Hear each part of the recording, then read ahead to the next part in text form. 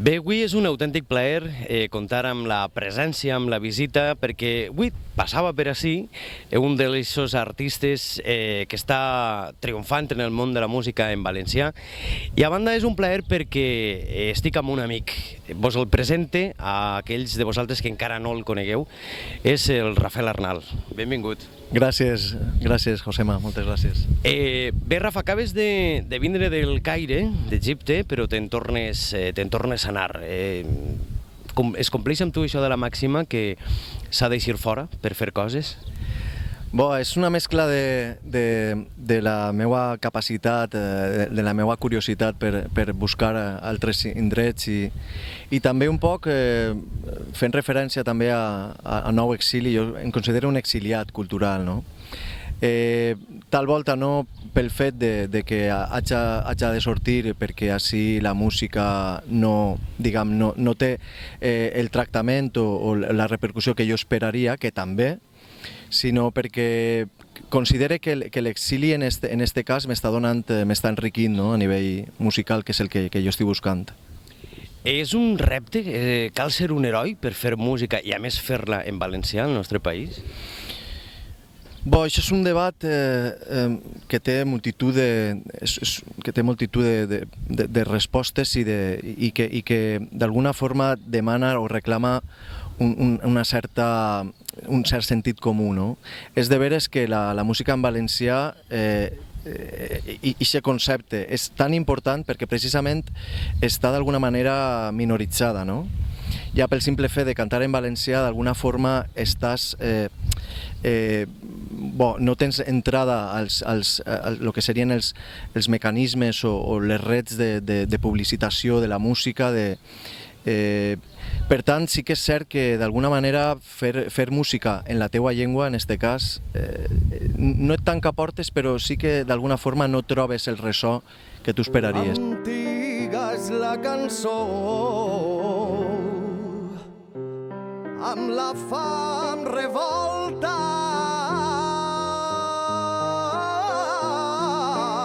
Come here, the secret's about to teach you how to beat the crime. Believe the reason that the people got the need to shine. You waste your life just for a slice with the rest of the pie. What makes it even is the feeling to see what I'm high. They make believe the end is near, even the Mayans lie. What if I reach the galaxies that made the worlds collide? I smack the sun and kick the stars like I mastered karate. Be waxing on and waxing off, call me Mr. Miyagi. You blame the people for the evil, ignoring the cause. The only reason why you feed them is show them the balls. Put that carriage on credit, your house and live the regret. Pathetic is how we floss, just getting up point across. Throughout the time I'm on my grind chasing a dream that's fable. You lose your mind when your nine is on the kitchen table. That's why the world degrades you. People in power hate you. Put a price in your hand when you're slipping in the bed. Shots will raise you. You probably see it happen, so act like you know. Anem a tindre l'oportunitat de conèixer una miqueta més Rafael Arnal, un home polifacètic, poliartista.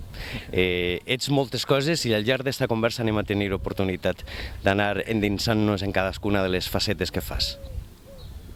Bé, anem pas a pas en esta conversa, però el teu darrer CD es diu Pam a Pam. Què ens vols cantar i què ens contes en este disc? A veure, Pam a Pam és el títol d'una de les cançons del disc i, evidentment, el que tracta de fer ha sigut un compendi de cançons, de referències, d'estils, en fi, partint de la música tradicional, en aquest cas, que és la forma de cantar que jo treballe, però fent una espècie de barreja amb el que seria un poc un cert estil pop modal, mesclat amb l'electrònica i agafant un poc les idees de músics que estan al voltant meu i que provenen d'altres realitats musicals diferents a la valenciana. Estic parlant, per exemple, del cas de Spiros Caniaris, que és l'ànima del grup Krama, és un grec que ja viu ací a València ja fa uns anys. Estic parlant de Dauda Faldiagne, que és un percussionista de Senegal, molt amic meu. Estic parlant de Soraya Kinan, que és una cantant d'Argèlia. És a dir, he tractat d'aglutinar o de fer una espècie com de festa musical amb els amics que m'envolten, tots músics, i tractant de portar-ho al nostre terreny, al terreny de la música en valencià, no? Sents de llum envoltats del fum d'un foc que mai s'acaba. Trenca bocins el vidre del cel i aclarim la mirada. A banda de ser músic, de ser una persona artista que crea les seues cançons, ets professor de música. No sé com veus la situació de la realitat musical al País Valencià en l'actualitat. Aquesta pregunta és també... Podem estar hores xerrant, no? La situació veritablement és complexa, no solament per l'aspecte de l'assignatura de música, sinó per el que significa una nova llei educativa que el que va fer és, d'alguna forma, adoctrinar i impedir, la diversitat que fins ara a l'escola pública, estic parlant, hem intentat assolir i portar avant, no? Jo ho veig negre, jo ho veig molt complex. Jo ara mateix tinc una excedència, però estic temerós si torne a l'escola, torne a l'institut, de trobar un sistema diferent, com ja estan apuntant en la llei, no? Ja te parla de la política, que és la deriva de la política educativa, no?, en aquest país. Aleshores, jo espero que tot el món siga conscient i d'igual manera que s'hem alçat en contra de les guerres i en contra de les invasions a altres països, etc., com ja fa anys, doncs que miren cap a casa i es preocupen de l'educació i de la salut, del sistema de salut, que també l'estem perdent d'una manera vertiginosa, el sistema públic, i que lluitem, no?, tots junts, tots plegats, no? Ara que estàvem parlant de cultura, hem arribat passejant, pam a pam, pas a pas, fins a Bibliomar, una de les biblioteques ací a la platja de les Arenes de la ciutat de València, i em ve molt bé per preguntar-te com és això de viure i créixer pràcticament en una llibreria, perquè la teua família és de llibreters. Sí, és correcte. Mon pare i ma mare van obrir una llibreria als anys 70, que encara s'anomena 9 d'octubre, el que passa que l'han traspassat, i la veritat és que va ser com un reducte també no solament de venda de llibres, sinó de cultura per a trobada de la gent progressista de l'Horta Nord, sobretot, i de la ciutat de València també. I la veritat és que vam tindre molts moments, fins i tot vam tindre atemptats, en fi, estem parlant dels anys 80 en València, amb tota la batalla aquella de València que va ocórrer i que sembla que encara ara estan recuperant o volen intentar recuperar. Però malgrat aquestes xicotetes coses, estar envoltat de llibres i de cultura jo crec que és un plaer, no? M'agradaria que parlarem també una miqueta en profunditat, perquè has viscut en primera persona totes les revoltes del que s'ha anomenat periodísticament la primavera àrab a la plaça Tahrir d'allí d'Egipte, i m'agradaria que férem dins del que cap un paral·lelisme en la primavera també valenciana que s'ha viscut així al nostre país. La primavera àrab i la primavera valenciana, l'únic que jo crec que tenen en comú tal volta siga la paraula primavera, no?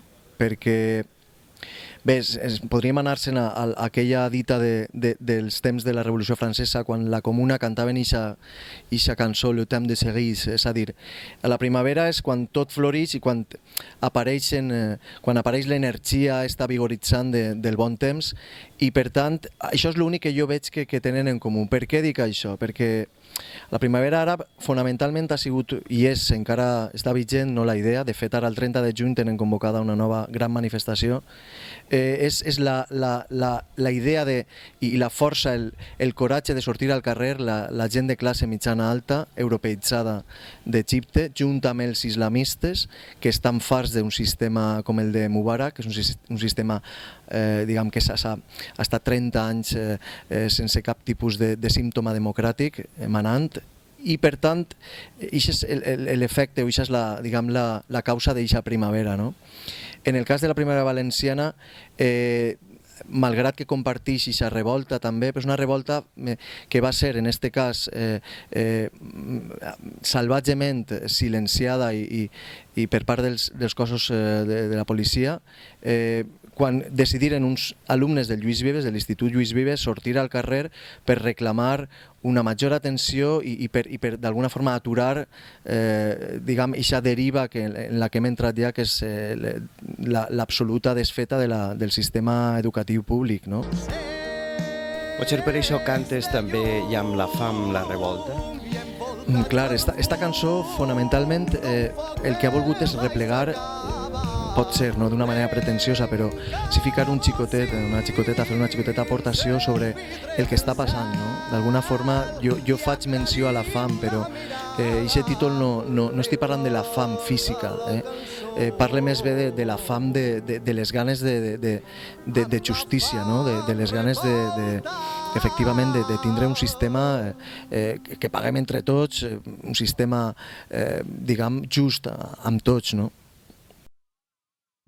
Com ha estat aquesta experiència de conèixer un dels directors amb major projecció que hi ha ara al Caire, que a més t'ha fet el vídeo de la cançó, de la teua última cançó, que es diu Ahmed Agnur, i que et va proposar que una de les teues cançons formaren part de la banda sonora d'una de les seues pel·lícules?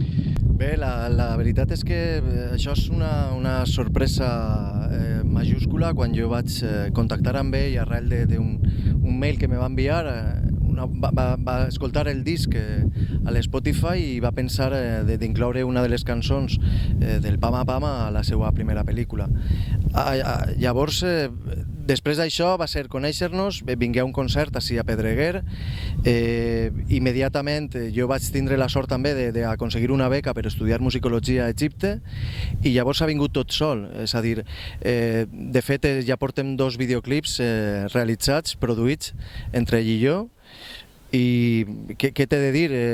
És un plaer no solament estar en un país estranger i estudiant la seva música, el seu art, sinó també el fet de que connectes en artistes d'allà, no?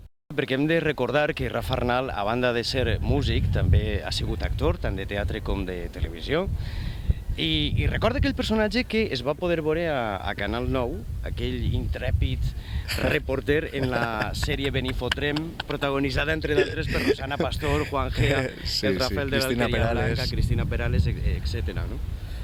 Bo, això va ser la meva primera experiència, diguem, televisiva d'impacte i, en fi, va ser una sèrie de Toni Canet, que la primera producció de Canal 9, a més, la producció pròpia, i l'experiència, imagina-te-la, no? En 20 anys, anant durant 2 mesos i mig, cada setmana a un poble, rodar un capítol, conèixer la gent del poble, involucrar a tot el poble, contar històries del surrealisme valencià més pur, no? a cada episodi, i la veritat és que com a experiència artística i humana va ser absolutament increïble, no?